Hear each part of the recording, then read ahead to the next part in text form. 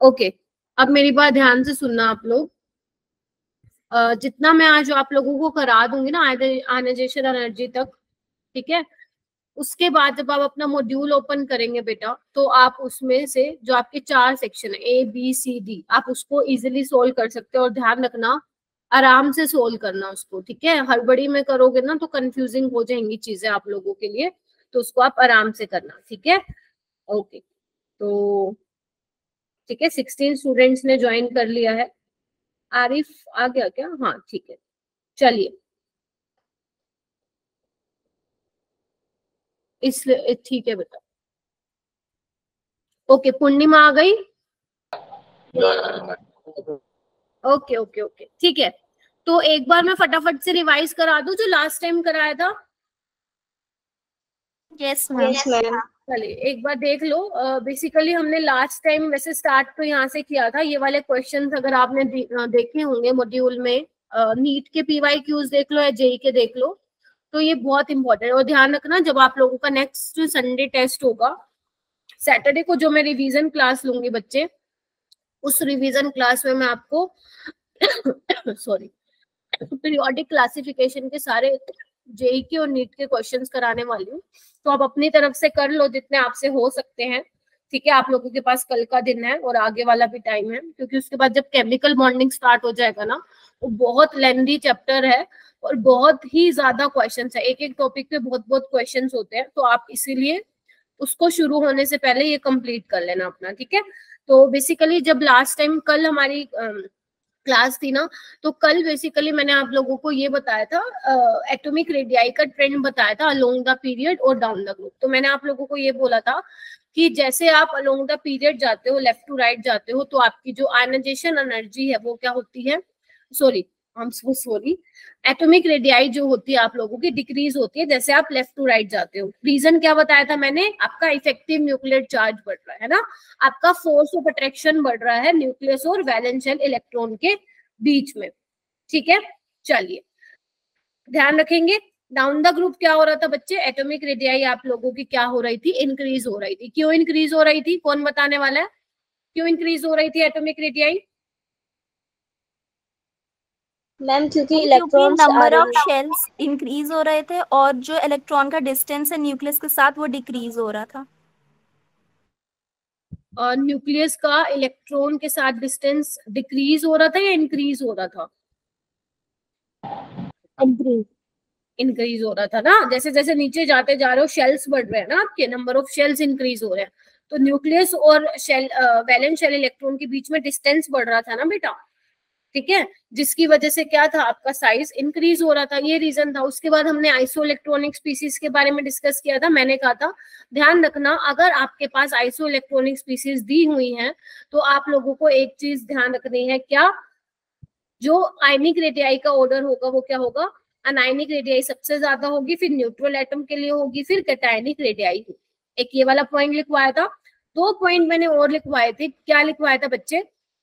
कि जितना ज्यादा पॉजिटिव चार्ज होगा, ध्यान से सुनो 16 बच्चे जो बैठे हो, जितना ज्यादा पॉजिटिव चार्ज होगा उतना ज्यादा क्या होगा, सॉरी उतनी ही कम क्या होगी, आयनिक रेडियाई होगी। और जितना ज्यादा नेगेटिव चार्ज होगा उतनी ही ज्यादा आपकी क्या होगी बच्चे, आयनिक रेडियाई होगी। ये वाला क्वेश्चन बहुत इंपॉर्टेंट था, क्योंकि इसमें सारे के सारे आइसो इलेक्ट्रॉनिक स्पीसीज नहीं थे। तो आपको यहाँ पे 2 कंसेप्ट देखने पड़ रहे थे। पहले तो क्या कि आपको ये पता होना चाहिए कि जो एलिमेंट्स है पीरियोडिक टेबल में, इनकी लोकेशन क्या है। पीरियोडिक टेबल में बच्चे इनकी लोकेशन क्या है? जैसे फॉस्फोरस जो आता है वो नाइट्रोजन के नीचे आता है, ऐसे ही सल्फर भी ऑक्सीजन के नीचे आता है पीरियोडिक टेबल में। एंड आपको ये भी पता है down the group size increase होते हैं, यानी कि सल्फर और फॉस्फोरस का साइज तो ज्यादा ही रहेगा एज कंपेयर टू नाइट्रोजन और फॉस्फोरस, ठीक है। अच्छा, फिर आपने देखा था कि जो सल्फर S2 नेगेटिव है और आपका जो P3 नेगेटिव है वो क्या है बच्चे, आइसो इलेक्ट्रॉनिक है। तो दोनों में इलेक्ट्रॉन्स कितने हैं? 18 है। तो आपको पता ही है P3 नेगेटिव का साइज क्या हो जाएगा, ज्यादा हो जाएगा as compare to S2 negative. ऐसे ही N3 नेगेटिव का ज्यादा हो जाएगा O2 नेगेटिव से। हो गया था ये क्लियर? फिर उसके बाद आयनाइजेशन एनर्जी वाला टॉपिक मैंने आप लोगों को कराया था। आयनाइजेशन एनर्जी में क्या बताया था कि कितनी एनर्जी आपको देनी पड़ेगी मोस्ट लूजली बाउंडेड इलेक्ट्रॉन को निकालने के लिए, और मैंने कहा था ये हमेशा ही क्या होता है, एंडोथर्मिक प्रोसेस होता है। एंडोथर्मिक का मतलब क्या है, जो चेंज है एनर्जी में वो हमेशा क्या होगा, पॉजिटिव होगा। ठीक है, अच्छा जी। फिर उसके बाद मैंने ये सक्सेसिव आयनाइजेशन एंथैल्पीज के बारे में बता दिया था कि अगर आप एक के बाद एक इलेक्ट्रॉन निकाल रहे हैं तो ध्यान रखना, अगर जैसे कि इसमें आपने 3 आयनाइजेशन एनर्जी के बारे में बताया होगा, तो ध्यान रखना third ionization energy is always greater than second, which in turn is always greater than first ionization energy. ठीक है, अच्छा ये पॉइंट्स थे, आप लोगों को इनका ध्यान रखना है। कौन आया? ठीक है, तो ये आप लोगों को ध्यान रखना बच्चे। ठीक है, उसके बाद याद करो मैंने आप लोगों को क्या बताया था, अगर मैं आपसे पूछूं पूरे पीरियोडिक टेबल में सबसे कम आयनाइजेशन एनर्जी किसकी होती है, आपके एल्कली मेटल्स की होती है। क्यों एल्कली मेटल्स की सबसे कम आयनाइजेशन एनर्जी क्यों होती है? क्योंकि देखो ना, उनके पास सबके पास एक एक इलेक्ट्रॉन होता है, उनको निकाल पाना क्या होता है, आसान होता है। ठीक है, अच्छा और क्या बताया था मैंने कि अगर मैं बात करूं पूरे पीरियोडिक टेबल में, अगर मैं बात करूं difference between first and second ionization energy, तो सबसे ज्यादा डिफरेंस किसका होता था, एल्कली मेटल्स का होता था। सबसे ज्यादा डिफरेंस किसका होता था, एल्कली मेटल्स का। देखो याद आ रही है ये वाली चीज, मैंने आप लोगों को डेटा रीडिंग सिखाई थी, याद करो। Yes ma'am. मैंने कहा था जैसे अगर मैं लिथियम की बात करूं बच्चे, तो लिथियम की अगर आप फर्स्ट इलेक्ट्रॉन को निकालते हो लिथियम में तो 520 उसका आयनाइजेशन एनर्जी है, फर्स्ट आयनाइजेशन एनर्जी। लेकिन आप सेकंड वाले को निकाल दो तो देखो ना कितनी एनर्जी आपको देनी पड़ रही है, 7000 की। तो एकदम से इतना ड्रास्टिकली चेंज आया है। तो मैंने क्या कहा था, जिनमें दो में डिफरेंस ज्यादा है उसके बीच में एक लाइन लगा दो और चेक करो कि लेफ्ट हैंड साइड कितनी वैल्यू है इसकी, एक। यानी कि लिथियम में वैलेंस इलेक्ट्रॉन कितने हैं बच्चा, एक ही वैलेंस इलेक्ट्रॉन है और ये फर्स्ट ग्रुप का एलिमेंट है। तो आप आयनाइजेशन एनर्जी की वैल्यूज के हेल्प से ये बता सकते थे कि कोई भी पर्टिकुलर एलिमेंट जिसका पूरा डेटा दिया हुआ है वो कौन से ग्रुप का है और उसमें वैलेंस इलेक्ट्रॉन कितने हैं। जैसे देखो एल्यूमिनियम में अगर मैं दिखाऊं, एक इलेक्ट्रॉन को निकालने के लिए फर्स्ट वाले को 577 देनी पड़ रही है, ठीक है, दूसरे वाले को 1816 और तीसरे वाले को 2700, और देखो फोर्थ वाले को निकालने के लिए एकदम से इतना ड्रास्टिकली चेंज आया है विच इज 11577। तो सबसे ज्यादा यहाँ पे इंक्रीज हो रहा है। तो यहाँ पे लाइन लगाओ, देखो कितनी वैल्यूज हैं, 3। यानी कि एल्यूमिनियम में वैलेंस इलेक्ट्रॉन कितने हैं बच्चे, 3 है। और आपको वैसे भी पता है। और ध्यान रखना 3 वैलेंस इलेक्ट्रॉन का मतलब क्या है, वो कौन से ग्रुप का है, 13। ध्यान रखना इधर देखो, ग्रुप 13 में जो ग्रुप 13 के एलिमेंट्स होते हैं उनमें 3 वैलेंस इलेक्ट्रॉन होते हैं, जो 14 के होते हैं 4। ग्रुप 15 वाले में कितने होते हैं वैलेंस इलेक्ट्रॉन, 5। ठीक है, ध्यान रखोगे ना। 1s2 नाइट्रोजन क्या होता है, इधर देखो 1s2 2s2 2p3, तो 5 वैलेंस इलेक्ट्रॉन है तो 15 ग्रुप का। ऐसे ही ऑक्सीजन 16 ग्रुप का, 6 वैलेंस इलेक्ट्रॉन है।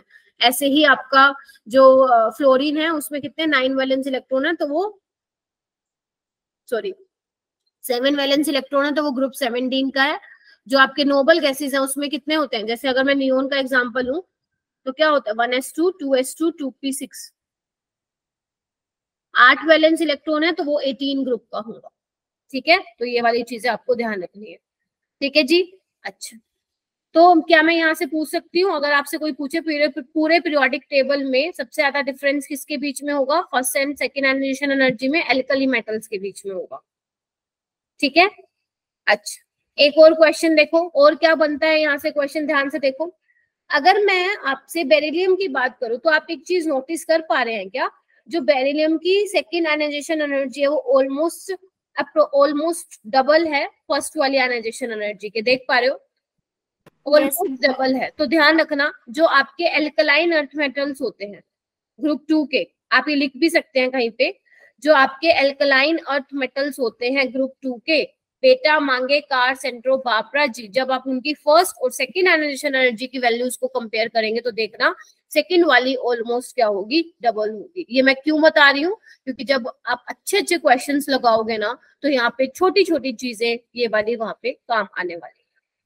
आगे चलूं, किसी को यहाँ तक कोई प्रॉब्लम है तो without any hesitation hand raise कर सकते हो। ठीक है, किसने लीव किया भाई क्लास को,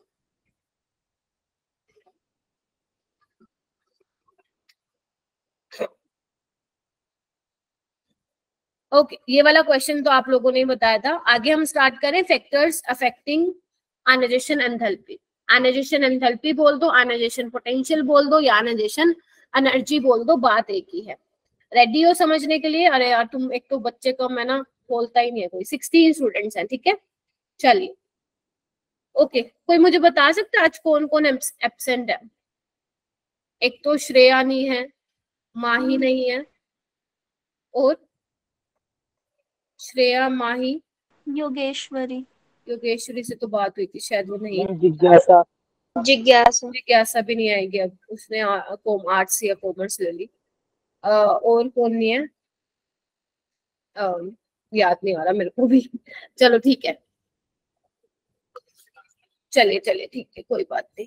ये देखो बच्चे, फैक्टर्स अफेक्टिंग में क्या क्या करना है हमें। पहला है बच्चे size of atom.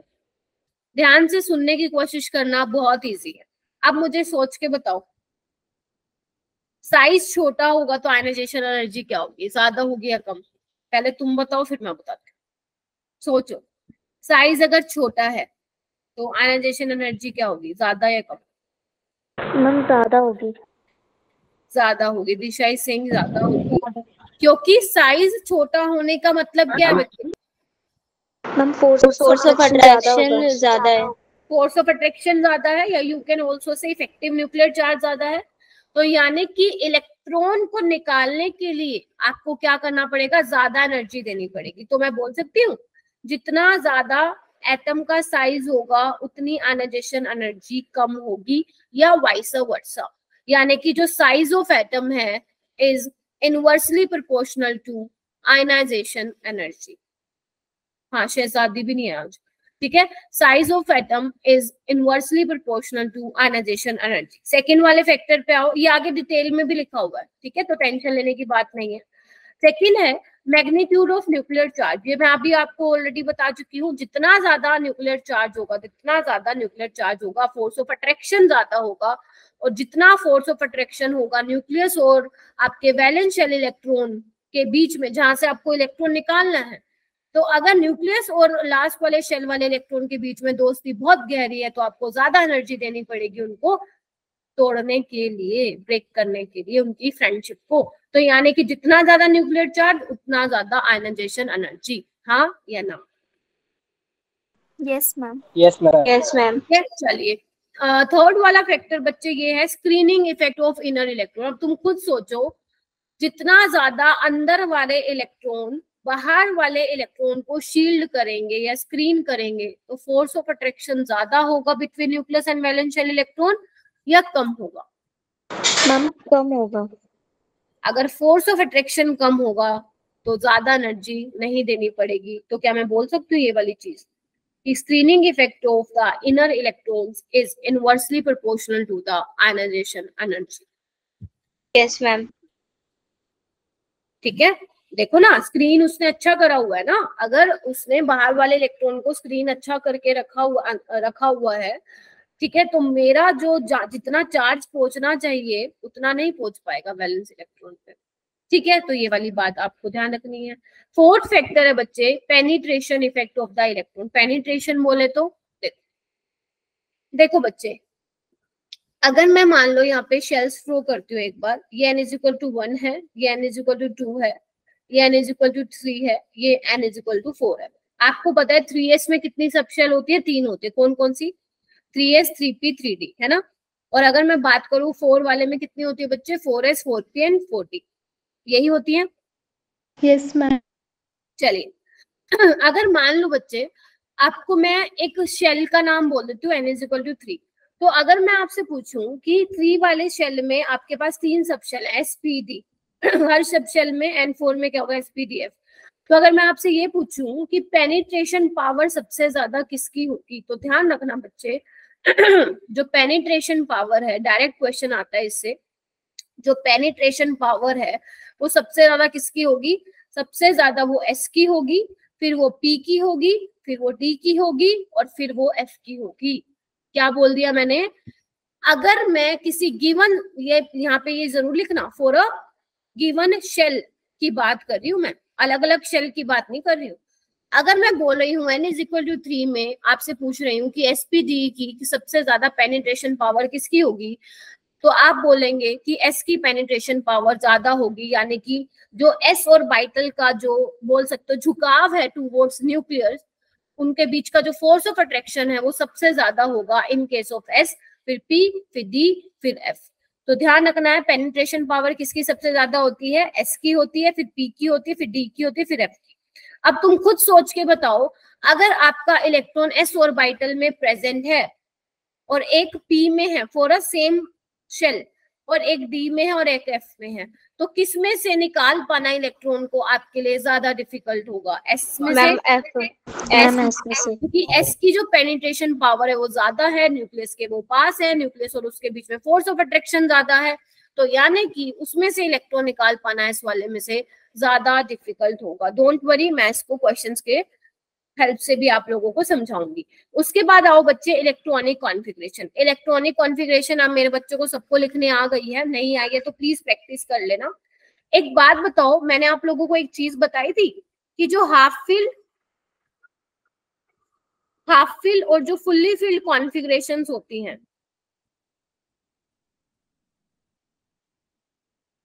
Are more stable, बताया था?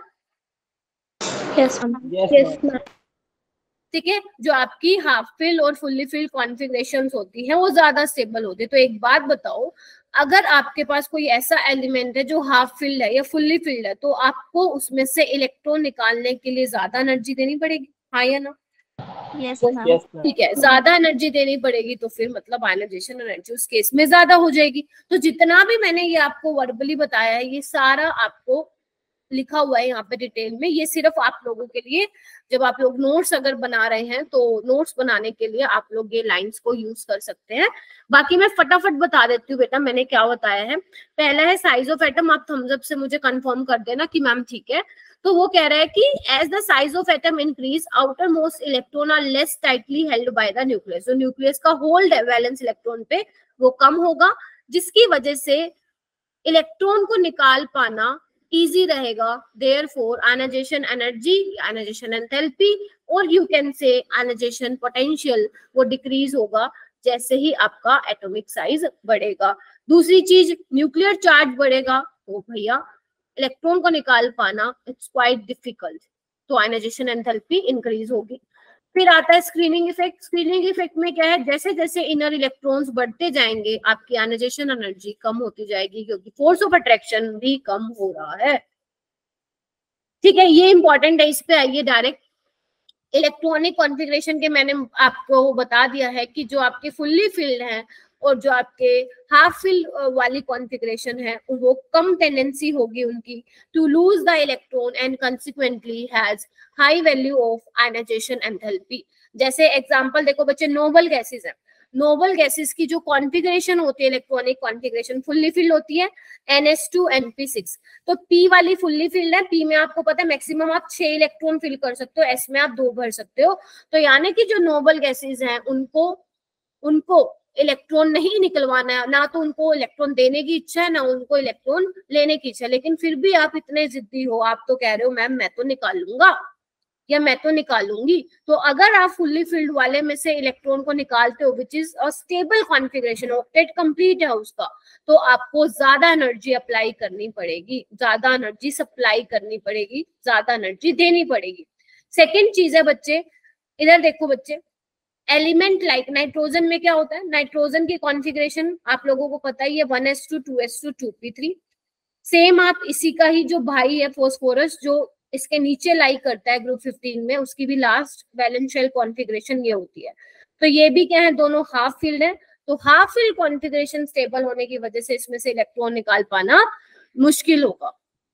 ठीक है, तीसरी चीज बेरिलियम और मैग्नीशियम को कंपेयर करो। बेरिलियम और मैग्नीशियम को कंपेयर करो, बेरिलियम और मैग्नीशियम की देखो जो कॉन्फ़िगरेशन है वो फुल्ली फिल्ड है।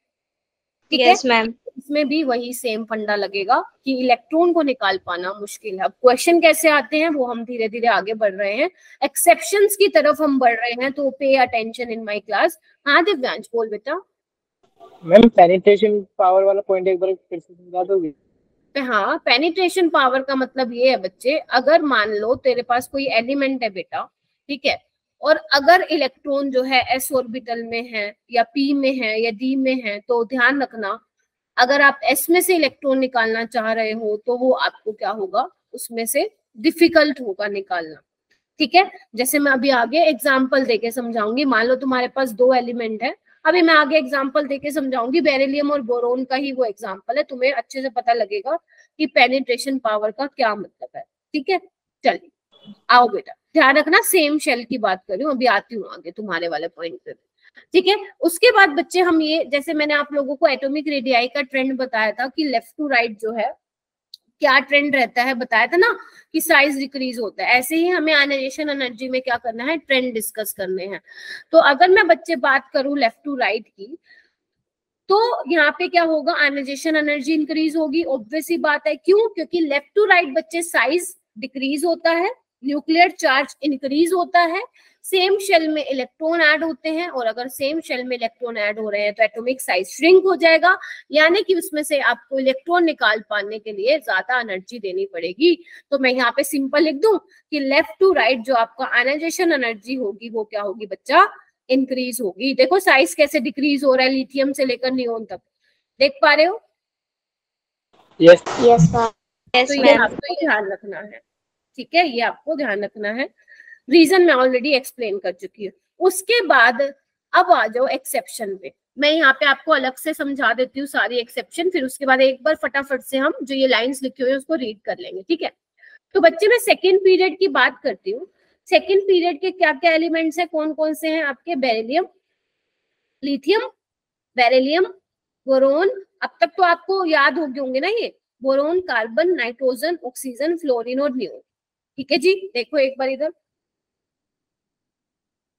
ठीक है, यही है सेकेंड पीरियड के एलिमेंट, पीरियोडिक टेबल में नजर मार लो, ठीक है। उसके बाद बच्चे अगर मैं तुम्हें ये बोलूं कि मुझे आयनाइजेशन एनर्जी का ऑर्डर बता दो, तो तुम लोग ये बोलोगे कि मैम आपने बोला है कि left to right ionization energy क्या होती है, इंक्रीज होती है, मतलब जितना मैंने तुम लोगों को बताया है, तो उसके अकॉर्डिंग तुम ये मार्क करोगे, राइट। चेक करो एक बार, ध्यान रखना जिसकी तरफ ये मुंह खुला हुआ होता है वो बड़ा होता है, बच्चे बहुत कंफ्यूज रहते हैं पूरे पूरे साल इसमें।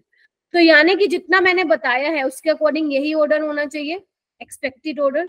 यस मैम, ठीक है, लेकिन ये ऑर्डर सही नहीं है, एक्चुअल ऑर्डर कुछ और होता है। अब यहाँ पे आने लग गई है तुम्हारी इनऑर्गेनिक, असली इनऑर्गेनिक, जहां से एग्जामिनर क्वेश्चन पूछता है। तो ये देखो मैं सर्कल लगा रही हूँ बेरिलियम पे और नाइट्रोजन पे, ठीक है।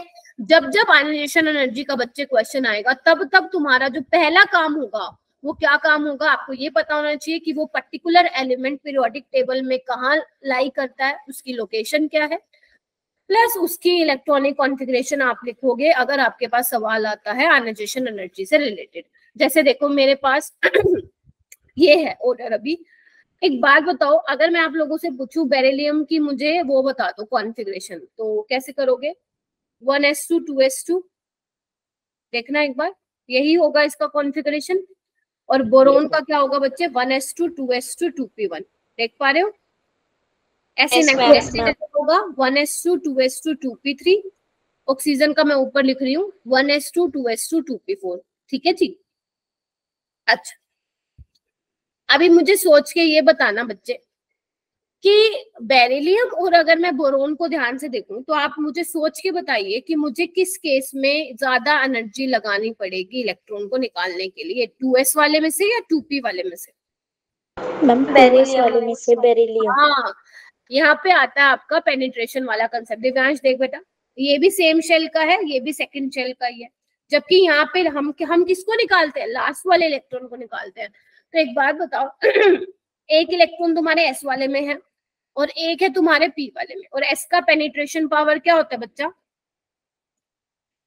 ज्यादा होता है, तो आपको क्या करना पड़ेगा, ज्यादा एनर्जी देनी पड़ेगी। या आप और कैसे एक्सप्लेन कर सकते हैं बच्चे इसको, आप इसको और एक्सप्लेन ऐसे कर सकते हैं कि ये क्या है, फुल्ली फिल्ड है, फुल्ली फिल्ड में से इलेक्ट्रॉन को निकाल पाना इट्स क्वाइट डिफिकल्ट। तो होना तो चाहिए बच्चे बोरोन का आयनाइजेशन एनर्जी ज्यादा, लेकिन किसका ज्यादा होता है, बेरिलियम का ज्यादा, बेरिलियम, ठीक है।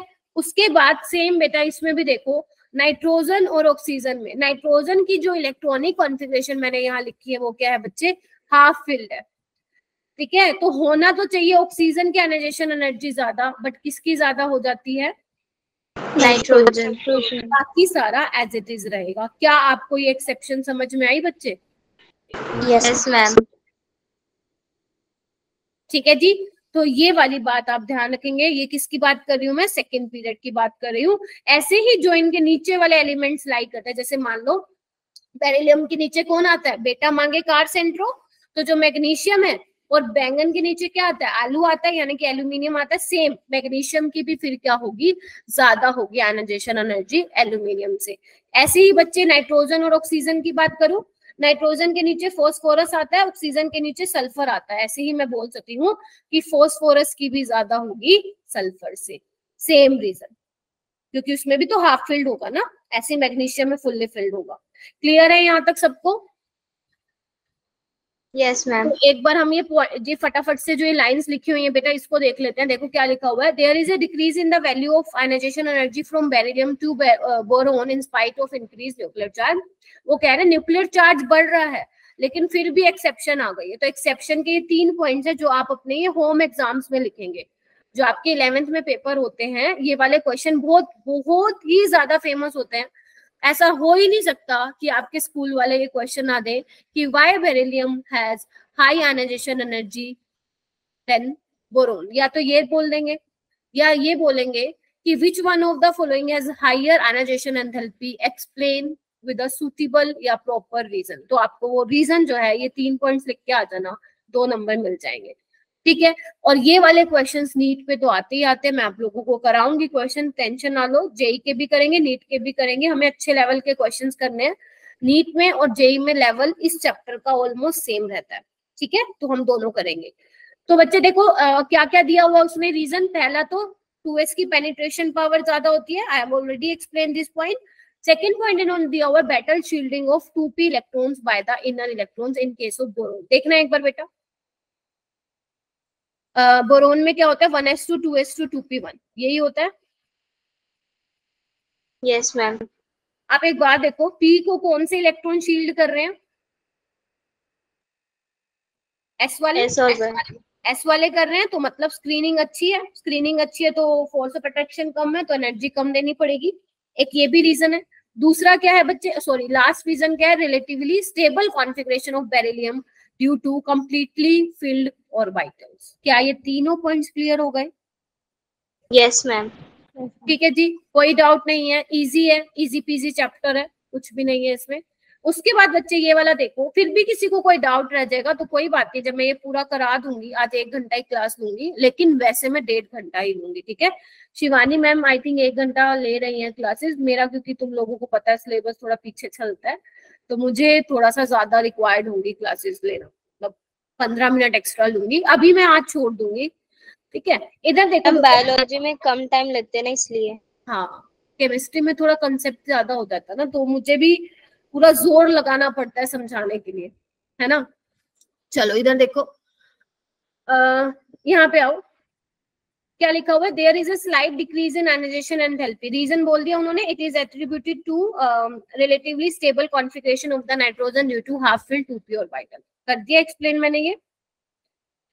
Yes ma'am. ठीक है। अच्छा, मेरी बात ध्यान से सुनो, जो बच्चा ये वाला चैप्टर डिटेल में पढ़ना चाहता है तो Pradeep is the best book, मैंने ऑलरेडी वो अपलोड कर दी है आपकी ड्राइव लिंक में, आप प्लीज वहां पे जाइए, उसको पढ़ सकते हैं। मैं ये नहीं कह रही कि बहुत ज्यादा मतलब ऐसा बिल्कुल प्रेशर ही ले लें कि पढ़ना ही पढ़ना है। ऊपर से भी ऐसे ऐसे देखोगे ना, आपको सारा यही दिखेगा, जितनी भी लाइंस वाइंस लिखी हुई है ना, मैंने प्रदीप को फॉलो किया हुआ, मैंने आपको एक एक line as it is Pradeep पे मिलेगी। एक एक लाइंस बोले तो इनका जो ये मतलब है वो सारा का सारा प्रदीप में दिया हुआ है, ठीक है। बस कुछ चीजें हैं जो अपने लैंग्वेज में लिखी हुई है यहाँ पे, बाकी सेम है, ठीक है। चलिए आगे चलो बेटा। उसके बाद ये भी किसकी बात कर रही थी मैं, पीरियड की बात कर रही थी। What about group?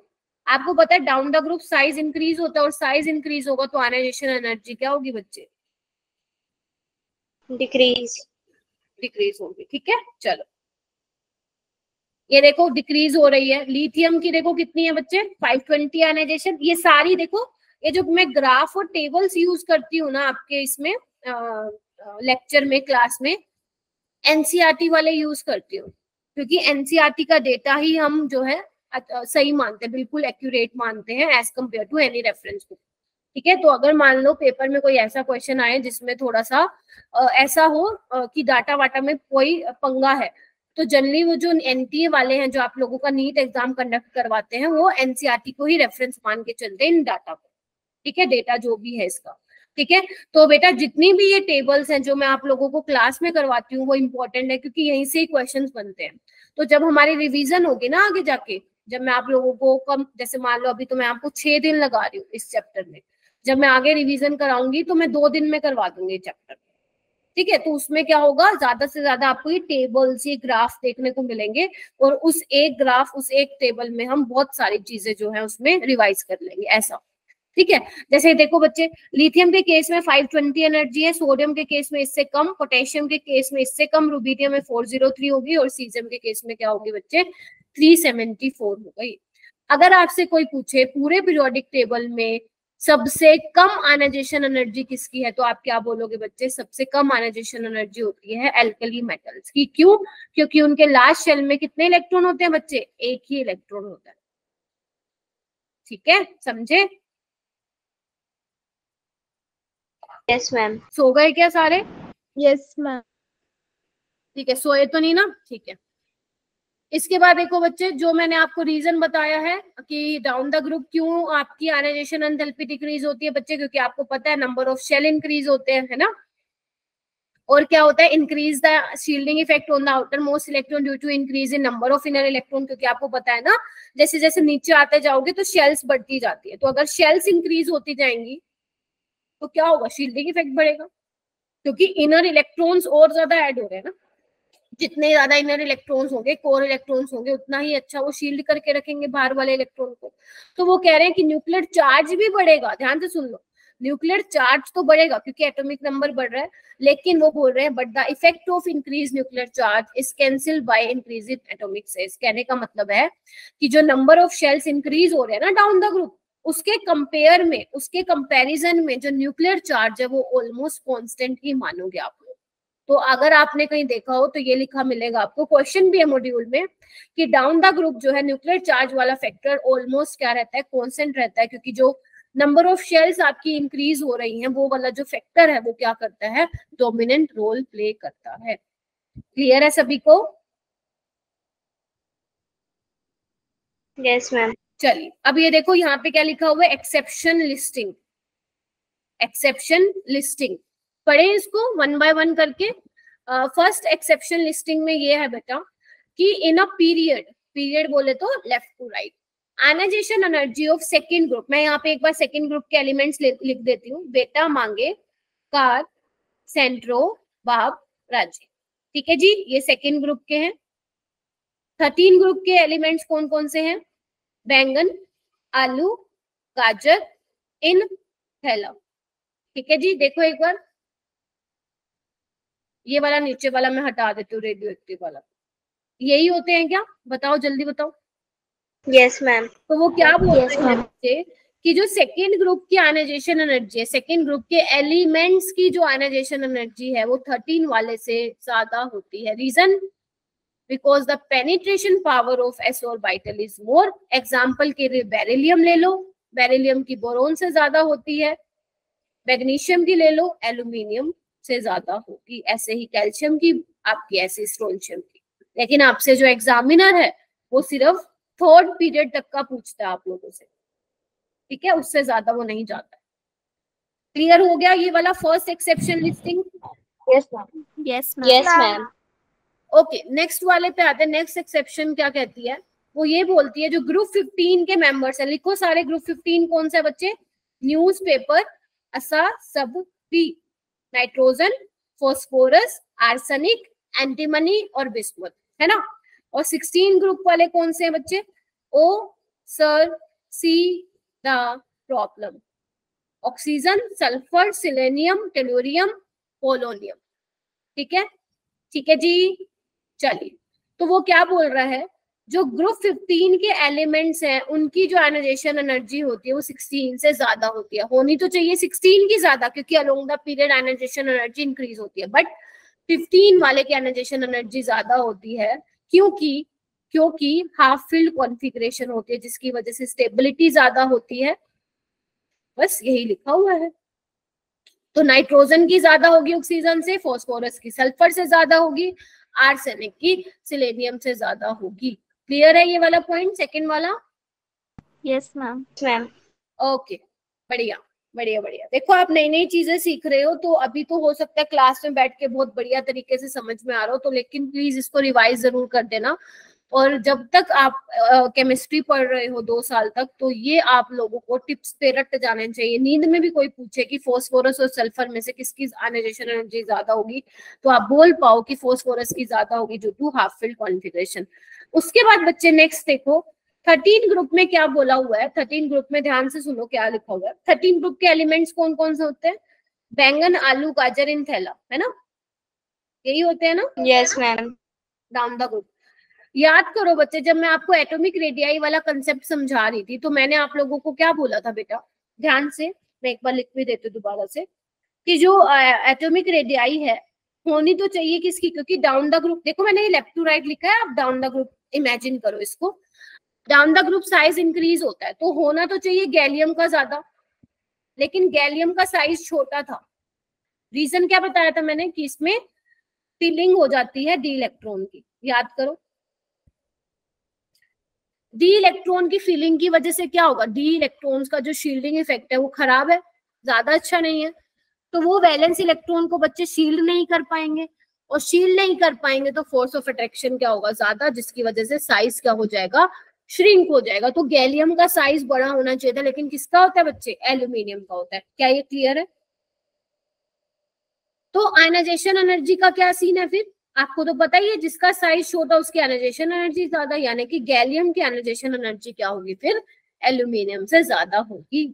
जब आप ये एनसीईआरटी में टेबल देखेंगे, मैं आपको एक्सपेरिमेंटल वैल्यूज वन डे को बता भी दूंगी, अभी मुझे भी ऐसे याद नहीं है, ठीक है? तो गैलियम की जो होती है वो ज्यादा होती है लिटिल बिट एल्यूमिनियम से। बहुत ज्यादा तो डिफरेंस नहीं होता, 2 यूनिट का डिफरेंस होता है। इसीलिए देखो यहाँ पे क्या लिखा हुआ है, aluminium is nearly equal to ionization potential of gallium, almost equal होती है ड्यू टू ट्रांजिशन कंट्रैक्शन। ये क्या चीज है आप लोगों को नहीं पढ़नी है, अभी नहीं पढ़नी है, जब मैं पी ब्लॉक में ग्रुप 13 को डिटेल में कराऊंगी वहां पे ये चीजें बताऊंगी। लेकिन अभी के लिए ध्यान रखना कि गैलियम की जो आयनाइजेशन एनर्जी होती है वो एल्यूमिनियम से ज्यादा होती है। समझ आ गई? तो अगर क्वेश्चन आया तो क्या करके आओगे, गैलियम की ज्यादा होती है एल्यूमिनियम से। क्लियर है? Yes ma'am. ये वाला देखो, ये वाला पॉइंट अगर आपको याद रहे तो अच्छी बात है, नहीं याद रहे तो उससे भी अच्छी बात है, क्योंकि ये भी मैं आप लोगों को आने वाले चैप्टर्स में डिस्कस करूंगी आप लोगों से। लेकिन एक बार देख लेते हैं, ज्यादा मुश्किल नहीं है समझने का इसमें कुछ। इधर देखो बेटा, ये बोल रहे हैं group 4 the values of ionization potential of tellurium and lead. कहाँ पे आता है बेटा ये? बैंगन, आलू, गाजर इन थैला, है ना? और ये कहाँ आता है? काशी गए शिव पार्वती, लेड। याद करो, बोलो। Yes ma'am. तो इसमें देखो क्या लिखा हुआ है, ionization potential of tellurium and lead of 6th period, क्योंकि ये 2nd पीरियड का बच्चा, ये 3rd का है, या ये 4th का है, ये 5th का है, और ये 6th पीरियड का है। तो वो बोल रहे हैं is more than that of ionization potential of indium and tin of same group in period 5th। क्या बोल दिया? इधर देखो बच्चे, जो आपका टेलुरियम है और जो लेड है, इनकी आयनाइजेशन एनर्जी ज्यादा होगी किससे बच्चे?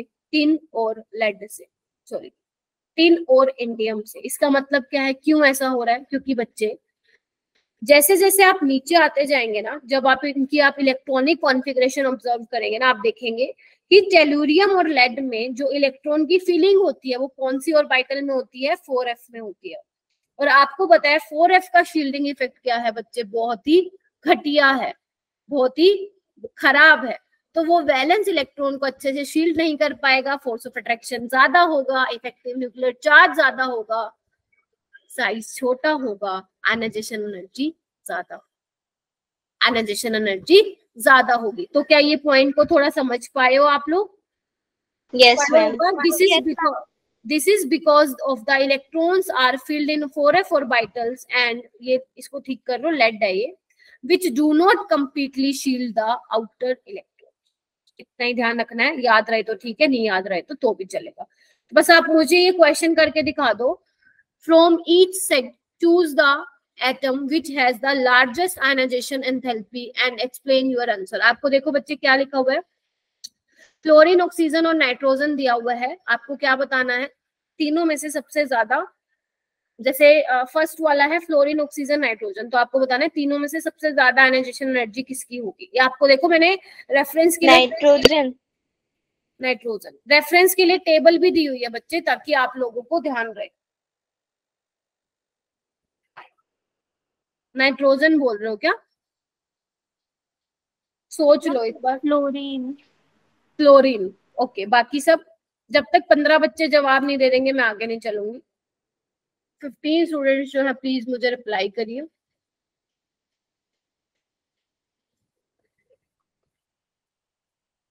हाँ जी, आयशा का हो गया क्या? हाँ मेरे को वो बताओ बेटा, समीक्षा क्या होना चाहिए? Ma'am nitrogen. नाइट्रोजन. और जल्दी बताओ, बेशक गलत बताओ ठीक बताओ, सोचो तो सही. फ्लोरीन, ऑक्सीजन, नाइट्रोजन की, अरे तुम्हारे आगे पीरियोडिक टेबल लगाई हुई है भाई मैंने. अर्पित. मैम नाइट्रोजन ही होगा. अर्पित. इसमें फ्लोरीन लगा है. फ्लोरीन होगा. पूर्णिमा, आरिफ, जितने भी बच्चे हैं प्लीज बताइए मुझे. दिशा, हुमेरा, जानवी, क्या होगा बेटा, आंसर बताओ. पीयूष. मैम नाइट्रोजन होगा. Janvi. Ma'am fluorine. Rahul. Ma'am fluorine होगा. अच्छा. सावन. अच्छा फ्लोरीन होगा भाई. इधर देखो ना, left to right ionization energy increase होती है ना. Yes ma'am. ठीक है.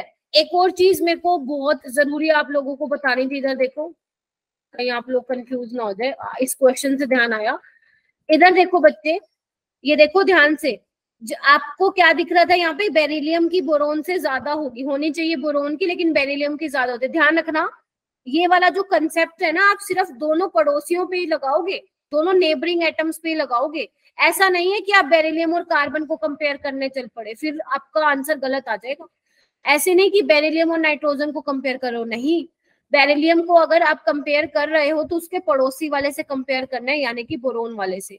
ऐसे ही नाइट्रोजन के पड़ोसी आपको ऑक्सीजन से कंपेयर करना है, ना कि फ्लोरीन या नियोन से. ठीक है, ये चीज बहुत इंपॉर्टेंट है. ठीक है, इसका ध्यान रखना आप लोग प्लीज.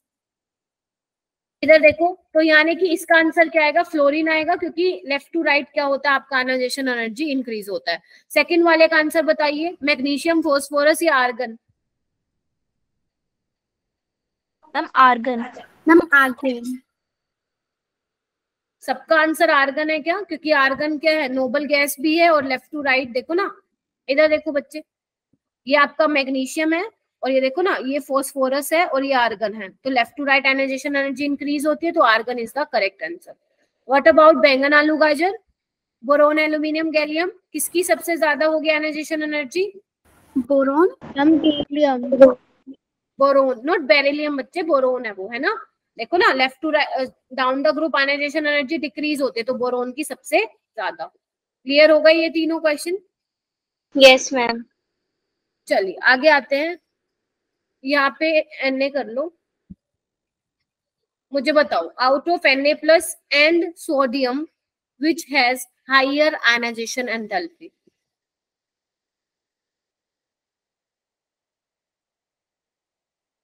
सोडियम प्लस और सोडियम में से किसकी आयनाइजेशन एंथैल्पी ज्यादा होगी? Ma'am sodium plus. Ma'am sodium element. Sodium plus की ना, क्योंकि Yes, सोडियम देखो ना, सोडियम की कॉन्फ़िगरेशन होती है 281, राइट. जब आप इसमें से एक इलेक्ट्रॉन निकाल दोगे तो कॉन्फ़िगरेशन क्या हो जाएगी, 28. ये क्या है, fully filled noble gas configuration बन गई ना. ये दिख रहा है सबको? Yes ma'am.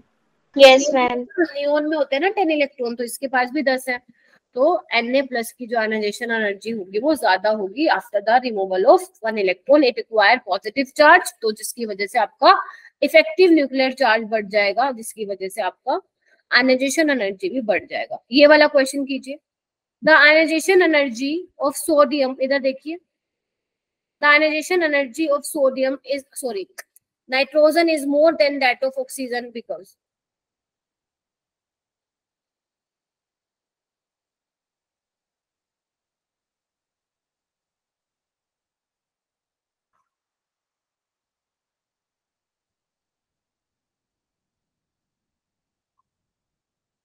Ma'am option A. Ma'am ma'am A. Very good, option A correct होगा। ठीक है, नाइट्रोजन की आयनाइजेशन एनर्जी ऑक्सीजन से क्या होती है, ज्यादा होती है, because nitrogen has half fill P और वाइट। ठीक है। ये वाला क्वेश्चन करो।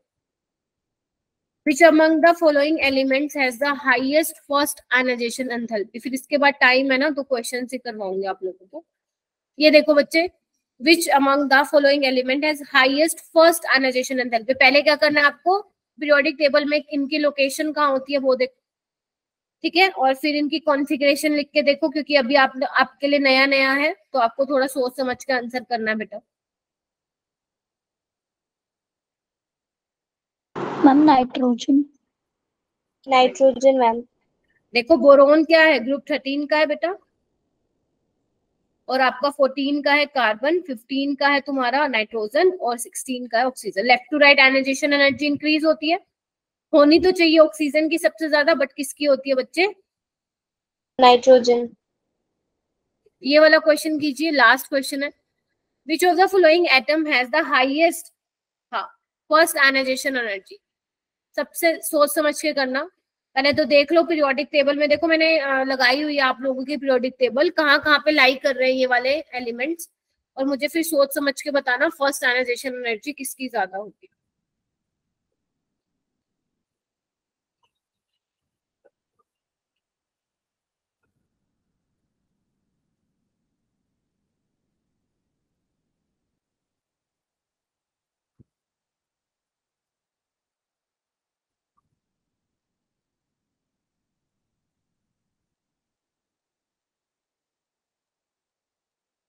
सोचो। Ma'am scandium. स्कैंडियम, ओके, बाकी देखते हैं क्या आंसर देते हैं। बाकी टाइम लग रहा है क्या, बोलो बोलो। Sodium, sodium, potassium, rubidium, scandium यहाँ पे कहीं आ रहा है। Ma'am sodium. सोडियम बेटा, down the group ionization energy decrease होती है, भूल गए क्या, और लेफ्ट टू राइट इंक्रीज होती है, तो स्कैंडियम की नहीं होगी सबसे ज्यादा, बोलो, है ना। देखो इसको मैं थोड़ा और समझाती हूँ। वैसे तो आप लोगों को पता होना चाहिए पूरे पीरियोडिक टेबल में एल्कली मेटल्स की सबसे कम आयनाइजेशन एनर्जी होती है। जैसे देखो जितने भी आपके एल्कली मेटल्स है सब में कितने इलेक्ट्रॉन है, वैलेंस शेल में एक एक है, ठीक है। जैसे मैं अगर सोडियम का लिखूं तो 1s2 2s2 2p6 3s1, ठीक है बच्चे। स्कैंडियम का लिखूंगी तो क्या होगा देखना एक बार, 1s2 2s2 2p6, ठीक है, 3s2 3p6 4s2 3d1। देखो आपको इलेक्ट्रॉन कहाँ से निकालना है, स्कैंडियम में से 4s में से, सोडियम में से निकालना है 3s में से। सोडियम में एक ही इलेक्ट्रॉन है जबकि स्कैंडियम में 4s फुल्ली फिल्ड है, तो कहाँ से मुश्किल होगी बेटा निकालना। स्कैंडियम में से होगी ना, या आप ऐसे भी तो बोल सकते हो 11 का न्यूक्लियर चार्ज है इस पे, देखो ना कितने का न्यूक्लियर चार्ज है, +10 ज्यादा। स्कैंडियम पे 21 का न्यूक्लियर चार्ज है, तो फोर्स ऑफ अट्रैक्शन ज्यादा नहीं होगी क्या, आयनाइजेशन एनर्जी ज्यादा होगी। ठीक है जी, बोलो। Yes ma'am. आयशा नहीं है क्या यहाँ पे? मैम मैं यही हूँ। अच्छा ठीक है, आंसर नहीं बताया तुमने फिर।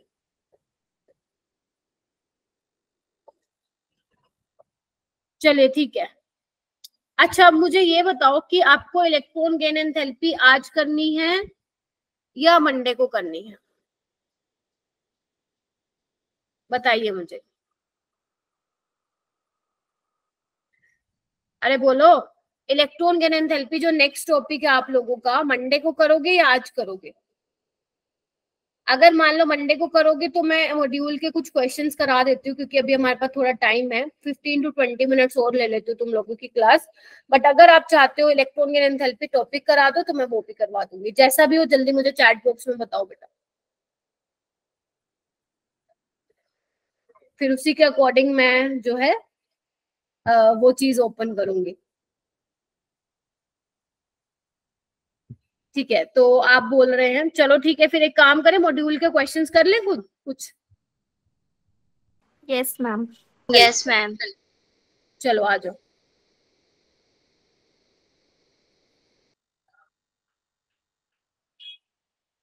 स्क्रीन विजिबल है? Yes yes. चलिए, ये देखो अभी ना आपके क्या है ना बच्चे, 4 सेक्शन हो जाएंगे, आराम से हो जाएंगे, तो एक बार फटाफट से कर लेते हैं। देखो पहला जो बेसिकली तुम्हारा टॉपिक है वो है development of periodic table, period, group and block. तो आई होप कि मैक्सिमम स्टूडेंट्स ने कर लिए होंगे। नवनीत क्लास में है बेटा? Yes ma'am. ठीक है, ओके। चलिए मैम इससे रिलेटेड जो आपने पढ़ाया उसका एम्स या जेई वाले क्वेश्चन करवा दो, क्योंकि ये सारे हो जाते हैं। अच्छा अच्छा, चलो एक काम करते हैं, फिर नीचे आ जाऊं क्या? Yes ma'am. ये वाला सेक्शन नहीं करोगे आप लोग, सेक्शन जी, क्योंकि ये आप लोगों का बाद में आएगा पी ब्लॉक वाली के रेस में। चलो एक काम करते हैं, वही करवा देती हूँ।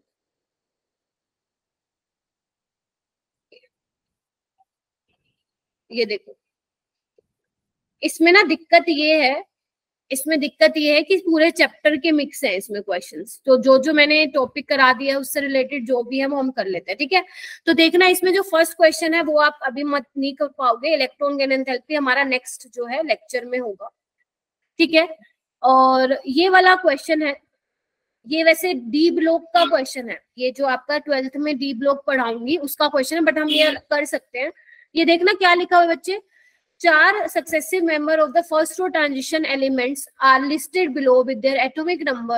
आपसे पूछा है which one of them is expected to have third ionization enthalpy। Question समझ में आ गया सबको? क्वेश्चन समझ में आया ना आपको? थर्ड आयनाइजेशन एनर्जी बताने कि किस केस में ज्यादा होगी, आपको हाँ या ना में जवाब देना पड़ेगा। Yes ma'am. तो इसके लिए हमें क्या करना है, मैंने अभी आप लोगों को सिखाया, जब आप आयनाइजेशन एनर्जी का क्वेश्चन करेंगे तो आप लोगों को क्या लिखना है, पहले उसका इलेक्ट्रॉनिक कंपोजिशन। तो फटाफट से लिखते हैं बच्चे। वेनेडियम का 23 है ना, तो लिखो, आप लोग लिखो, मैं डायरेक्ट लिखूंगी, लास्ट का लिखूंगी बस मैं, 4s2 3d3। क्रोमियम का होता है 3d5 4s1, आप 4s1 3d5 लिख लेना। आयरन का होता है 26 एटॉमिक नंबर होता है, 4s2 3d6। और मैग्नीज का होता है 25, तो इसका जो लास्ट में इलेक्ट्रॉन जाता है वो जाता है 4s2 3d5। एक बार तुम भी लिखो और कंफर्म करो क्या यही आई है क्या लास्ट वाली इलेक्ट्रॉनिक कॉन्फ़िगरेशन, कंफर्म करो। वेनेडियम की तो आ गई। ठीक है, देख लो सारे।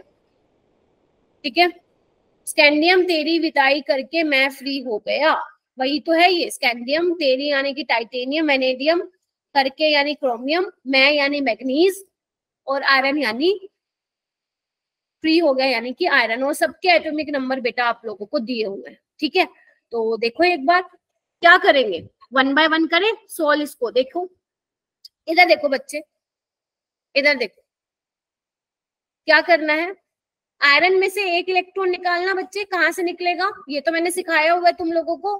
अगर मेरे को इलेक्ट्रॉन निकालना है तो कहाँ से निकालूंगी बच्चे, क्योंकि आपको थर्ड आयनाइजेशन एनर्जी बताने, पहले एक इलेक्ट्रॉन निकालो, फिर 2 निकालो, फिर तीसरा वाला निकालो, देखना सबसे ज्यादा किसमें लग रही है। तो एक इलेक्ट्रॉन मैं कहाँ से निकालूंगी, 4s से या 3d से? 4s से। वेरी गुड, तो यानी कि ये कॉन्फ़िगरेशन बन जाएगी ये। ठीक है, अच्छा सेकेंड इलेक्ट्रॉन भी कहाँ से निकालूंगी, 4s में से निकालूंगी जब तक वो खाली नहीं हो जाता। बोलो यस मैम। ठीक है, तो ये क्या हो जाएगा बच्चे, आप लोगों का 3d6 हो जाएगा। ठीक है, अब आपको इलेक्ट्रॉन कहाँ से निकालना है, यहाँ से निकालना है, और ये 3d5 बन जाएगा। ठीक है, ऐसे ही बनेगा। चलिए, मैग्नीज, अगर मैं बात करूं किसकी, किसी की भी कर लो, मैग्नीज की बात कर लो। मैग्नीज में क्या होगा बच्चे, पहला इलेक्ट्रॉन कहाँ से निकालोगे, 4s में से। सेकेंड इलेक्ट्रॉन कहाँ से निकालोगे बच्चा, 4s में से ही। और जो अब थर्ड इलेक्ट्रॉन है वो कहाँ से निकालोगे, 3d5 में से। अब तुम्हें एक चीज दिख रही है, 3d5 क्या है, बोलो। हाँ या ना? Yes ma'am. Half fill configuration है। मैंने सारी जान करके लिख के नहीं दिखाई क्योंकि मुझे इसका आंसर पता था। ठीक है, तो जब आप मैग्नीज में से निकालोगे ना बच्चे, तो जो थर्ड इलेक्ट्रॉन है वो आप कहाँ से निकालोगे, हाफ फिल कॉन्फ़िगरेशन में से निकालोगे, विच इज मोर स्टेबल। तो इसका जो आंसर आएगा वो क्या आएगा बच्चे, मैग्नीज आएगा। हालांकि ये जो क्वेश्चन है वो कहाँ का है, डी ब्लॉक एलिमेंट्स का है, लेकिन इसमें इसको इसलिए दे दिया क्योंकि आप लोगों ने आयनाइजेशन एनर्जी का कंसेप्ट पढ़ लिया है। कर लोगे ये वाला क्वेश्चन? Yes ma'am. सारे कर लोगे? एक बार ये मैंने अपने हाथ से लिख के देखा है ना, तुम लोग घर पे अपने हाथ से निकालोगे। थर्ड वाला क्वेश्चन आप नहीं कर पाओगे क्योंकि अभी हमारा इलेक्ट्रोनेगेटिविटी नहीं हुआ है। ये वाला करो आप। अब कर सकते हो 4, 5, 6 तीनों क्वेश्चन कर सकते हो। पहले तो मुझे फोर्थ करके दिखा दो। Identify the correct order of the size of the following. सबसे ज्यादा साइज किसका होगा, कौन सा करेक्ट है? ये तो बहुत इजी क्वेश्चन है, करो बच्चे। Ma'am second. सेकंड आ रहा है ना आंसर सबका? Yes ma'am. वेरी गुड, मैंने कहा था। Yes, ma'am. हाँ हाँ हाँ हाँ, पहले तो एक चीज चेक करो, क्या ये सारे के सारे आइसो इलेक्ट्रॉनिक स्पीसीज हैं? क्या सब में सेम नंबर ऑफ इलेक्ट्रॉन्स है? सब में 18 है, यानी कि ठीक है। तो हम ये वाला जो रूल है ये लगा सकते हैं कि अनायनिक वाले की सबसे ज्यादा, फिर न्यूट्रल वाले की, फिर कैटायनिक वाले की। तो देख लो यही आंसर आएगा। S2 नेगेटिव, फिर Cl नेगेटिव, फिर आर्गन, फिर K+, फिर Ca2+, हो जाएगा। Yes ma'am. चलिए अभी नेक्स्ट आते हैं, वो ये पूछ रहे हैं 5th क्वेश्चन में। नेट कोटा फिनिश हो गया है, ठीक है बच्चे, बस मैं भी बस छोड़ रही हूँ 5 मिनट में। with which of the following electronic configuration an atom has the lowest ionization enthalpy? सबसे कम किसकी होगी? ज्यादा हड़बड़ी में आंसर नहीं करना, पहले ये देखो ये किसकी कॉन्फ़िगरेशन है बच्चे, नाइट्रोजन की, सॉरी फ्लोरीन की, I am so sorry, fluorine की है। बताओ ना, 9 होता है ना atomic number. Yes ma'am. Yes ma'am. तुम्हें ना प्रैक्टिस करनी पड़ेगी। ये किसका है, नाइट्रोजन का। ये किसका है बच्चे, कंफर्म करो ना। ये यहाँ पे 2p6 है ना, किसका है ये, सोडियम का। Yes ma'am. और ये किसका है बच्चे, नियोन का। तो अब देख लो पीरियोडिक टेबल में कौन कहाँ लाई करता है बच्चे। लिथियम के नीचे सोडियम आता है, ठीक है। उसके बाद क्या आता है बच्चे, आपका नाइट्रोजन आता है, उसके बाद आपका फ्लोरीन आता है, उसके बाद नियोन आता है। Ma'am sodium. सब वेरी गुड। एल्कली मेटल्स की आयनाइजेशन एनर्जी सबसे कम होती है क्योंकि आपको इलेक्ट्रॉन कहाँ से निकालना है, यहाँ से निकालना। ठीक है जी। Yes ma'am. Yes ma'am. चलिए ये वाला क्वेश्चन एक काम करो, कर सकते हो तो कर लो, करो चलो करो। क्या बोला है आपको ना, इसकी कॉन्फ़िगरेशन निकल, एक काम करो इसे होमवर्क के लिए लो। जैसे मैंने अभी ऊपर करवाया ना क्वेश्चन ये वाला, ऐसे ही करना इसको सोल्व। सबसे पहले कॉन्फ़िगरेशन लिखना है इसकी और चेक करना सेकेंड आयनाइजेशन एंथैल्पी जो है किसकी ज्यादा होगी। कर लोगे? और मुझे आज ही ग्रुप Yes, ma'am. अगर नहीं हुआ तो ये वाला क्वेश्चन करो। amongst the क्या लिखा हुआ है, elements with following electronic configuration which one may have the highest ionization energy, highest ionization energy। तो एक बार चेक करो ये किसका दिया हुआ है।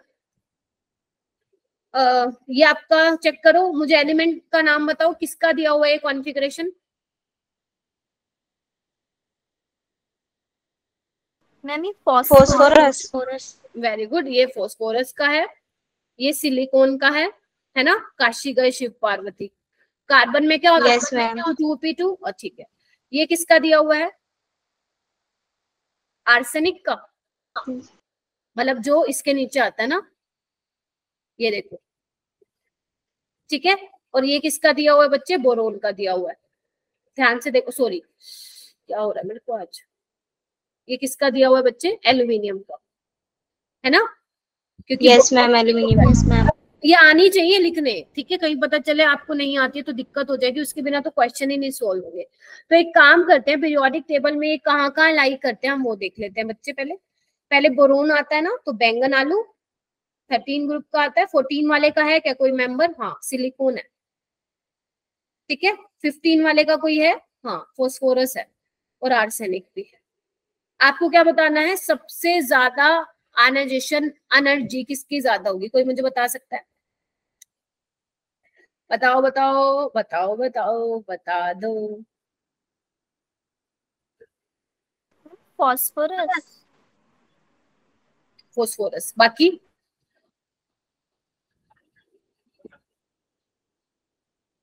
Ma'am boron. बेटा left to right ionization energy increase होती है, भूल क्यों जाते हो? लिखो पहले तो अपनी नोटबुक में कि left to right ionization energy increase होती है, ये देखो ना, ठीक है। तो फोस्फोरस की सबसे ज्यादा होगी, इधर देखो, सिलिकॉन की, एल्यूमिनियम की। आर्सेनिक तो वैसे नीचे आ रहा है, डाउन द ग्रुप इंक्रीज होती है, तो फोस्फोरस और आर्सेनिक में से किसकी ज्यादा होगी आयनाइजेशन एनर्जी? फोस्फोरस की नहीं होगी?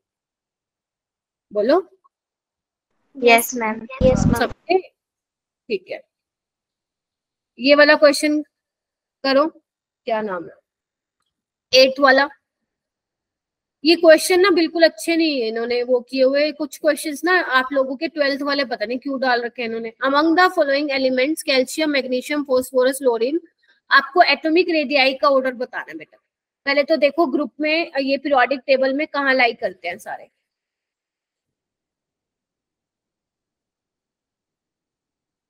लिखूं मैं? ये देखो ना, बेटा मांगे कार सेंट्रो, है ना, ठीक है।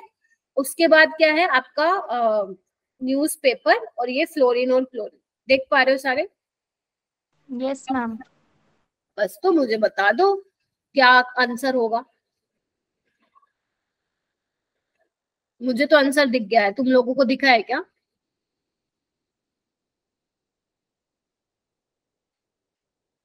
ध्यान रखना लेफ्ट टू राइट क्या होता है? Second option. Second option. बाकी सब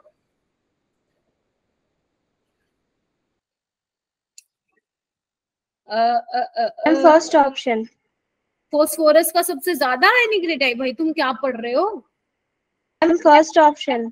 left to right size decrease होता है भाई, और down the group size increase होता है। अभी तो चिल्ला चिल्ला के बोला कि पूरे पीरियोडिक टेबल में एल्कली मेटल का साइज सबसे बड़ा होता है, तो देखो एक ही लौता ऑप्शन है भाई, कैल्शियम का सबसे ज्यादा होगा, फिर मैग्नीशियम का, और फिर फोस्फोरस का सबसे छोटा क्लोरीन का होगा ना। Left to right size decrease होता है भाई, पढ़ो तुम लोग, ठीक है। ये वाला क्वेश्चन छोड़ दो, तो अभी नहीं करना है इसको। ये वाला कर लोगे तुम, करो इसको, फिर छोड़ देना। आर्गन 3d6 की कॉन्फ़िगरेशन बतानी है तुम्हें, किसकी होगी? बता दोगे? अब तुम एटॉमिक नंबर नहीं पता होंगे, मैं लिख देती हूँ। निकल का होता है बच्चे 28, मैग्नीज का 25 होता है, आयरन का 26 होता है, और कोबाल्ट का 27 होता है। अभी इसलिए बता रही हूँ क्योंकि अभी नई नई चीजें कर रहे हो ना, ठीक है। तो करो बेटा इसको। एक ये वाला क्वेश्चन कर दो, 10th वाला कर दो, और एक 12th वाला कर दो। 13 वाला तुमसे भी नहीं होगा क्योंकि अभी हमने इलेक्ट्रॉन गेन एंथैल्पी नहीं पढ़ा। टेंशन ना लो, सारे सोल्व करा दूंगी जब अपना सैटरडे को रिवीजन क्लास होगा। दोबारा से करवाऊंगी क्योंकि वो दूसरे बैच वाले बच्चे भी है ना, उनको भी करवाना।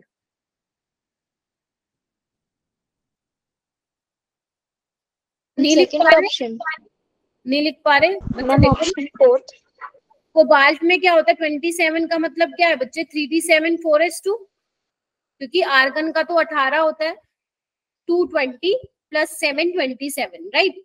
तो 3 इलेक्ट्रॉन निकालना है, तो 2 यहाँ से निकलेंगे और 1 यहाँ से निकलेगा, तो आंसर क्या आ जाएगा? और आ जाएगा? बताओ, नहीं आएगा क्या?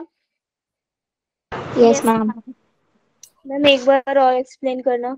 बेटा मैं ये बोल रही हूँ, कोबाल्ट की कॉन्फ़िगरेशन क्या होती है, पूरा लिख लो चलो। 1s2 2s2 2p6 3s2 3p6 4s2 3d7 ये होती है सुहानी, ठीक है।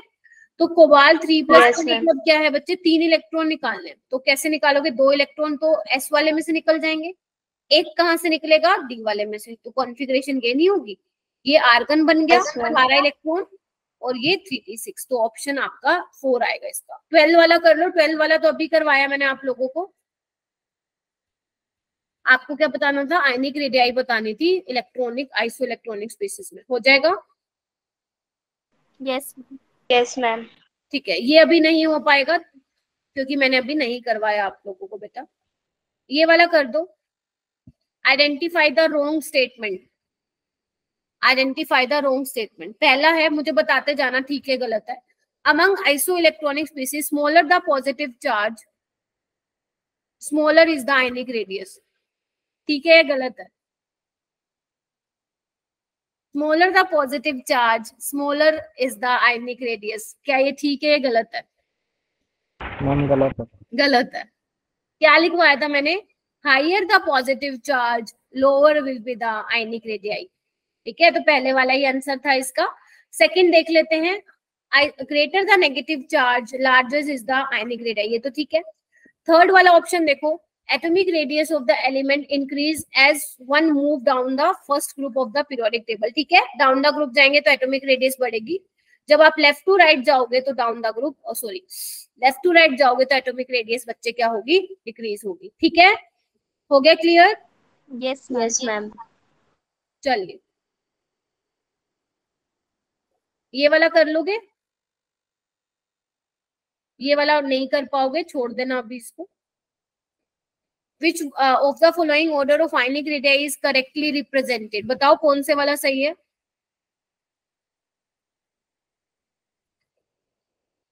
कौन से वाला सही है बच्चा पार्टी? और चेक कर लेना आइसो इलेक्ट्रॉनिक स्पीसीज होना चाहिए अगर आंसर लगा भी रहे हो तो। ये सारे तुम्हारे नीट एम्स और पीएमटी में आए हुए हैं बेटा। Ma'am second. सेकंड, बाकी जानवी, नवनीत, पूर्णिमा, आरिफ, Ma'am, second. अर्पित, सेकंड ऑप्शन। सेकंड। समीक्षा, सेकंड आप।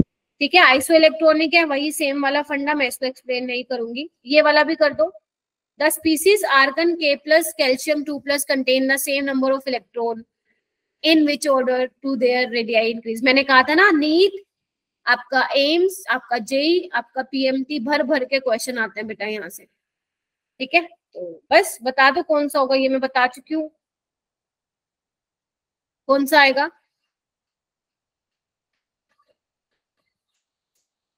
Ma'am second. ठीक है, 19 वाला भी आप नहीं कर पाओगे, पता नहीं क्या सोच के इन्होंने ये क्वेश्चन यहाँ पे पकड़ाया है, मेरे को तो समझ ही नहीं आ रहा, पता नहीं मेरे को समझ नहीं आ रहा। हाँ कोई नहीं बेटा, बस मैं लीव कर रही हूँ मैं भी। ओके, ये वाला अभी रहने दो क्योंकि अभी आपने इलेक्ट्रॉन गेन एंथैल्पी नहीं किया है, बाकी कर भी सकते हो ये क्वेश्चन अगर आपका मन करे तो। आपको ये बताना है, in which of the following option the order of arrangement does not agree with the variation of property indicated against it. जो ये लिखी हुई है ना, जो ये ऑर्डर के साथ उसकी जो प्रॉपर्टी लिखी हुई है, आपको ये बताना है इसमें से कौन सा सही नहीं है। मेरे को तो आंसर दिख गया, तुम लोगों को दिख गया? जल्दी देखो, इसको छोड़ दो, इलेक्ट्रॉन गेन एंथैल्पी मैंने नहीं बताया, फिर भी आंसर आ जाएगा। मेरे को दिख गया इसका आंसर, तुम लोग बताओ।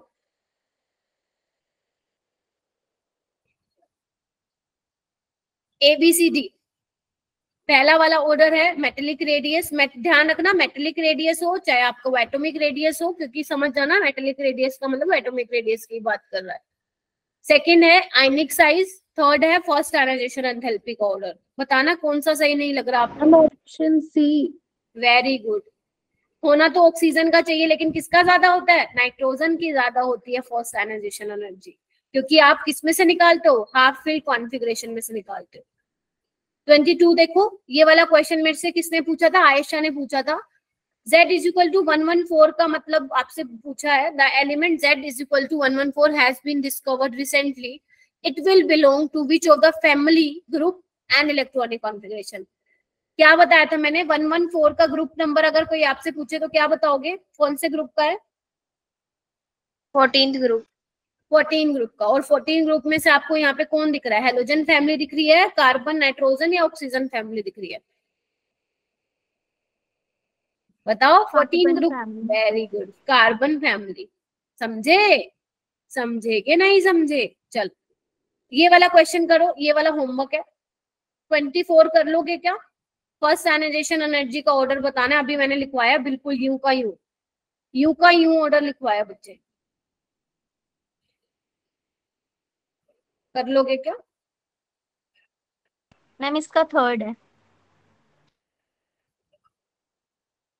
चलो भाई, तुमने तो बढ़िया कर दिया। कॉन्फिडेंस आया थोड़ा थोड़ा? Yes ma'am. Yes ma'am. Yes ma'am.